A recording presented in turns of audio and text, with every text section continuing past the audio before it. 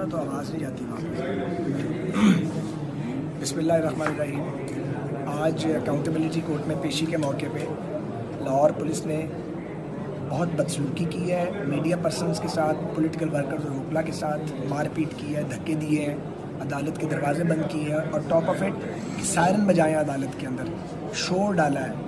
اور یہ ہم نے آنریبل جج صاحب کو بھی یہ ساری بات کی ہے، ہم تحریری شکایت بھی کر رہے ہیں اور یہ پولیس گردی ہمارے ساتھ نہیں چلے گی۔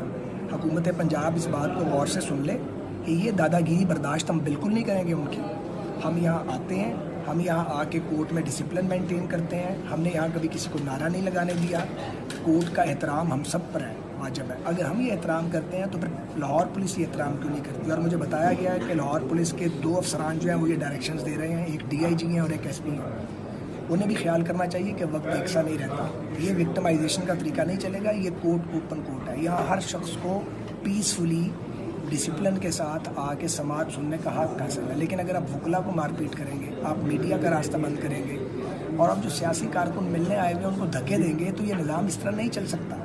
دوسری بات مجھے یہ کہنی ہے کہ عمران خان کے ہاتھوں میں پاکستان غیر محفوظ ہے، ملک بدترین معاشی بدحالی کا شکار ہے، لوگ بے روزگار ہو رہے ہیں اور اسٹیٹ بینک کی جو لیٹسٹ رپورٹ ہے اس نے یہ ثابت کر دیا ہے کہ پاکستان پہ نااہل ٹولہ مسلط کر دیا گیا ہے۔ اس ٹولے کے تسلط کا وقت زیادہ نہیں ہے اور احتساب کے نام پہ جو انتقام کا تسلط کا وقت زیادہ نہیں ہے اور احتساب کے نام پہ جو انتقام کا کھیل کھیلا گیا پاکستان میں اور ہر مخالف کی زبان بند کرنے کے لیے ان کو پابند سلاسل کیا گیا۔ اس طرح نظام نہیں چلتے ملک میں۔ اس ملک میں 4 مارشل لاء جو ہیں لوگوں نے ان کا مقابلہ کیا۔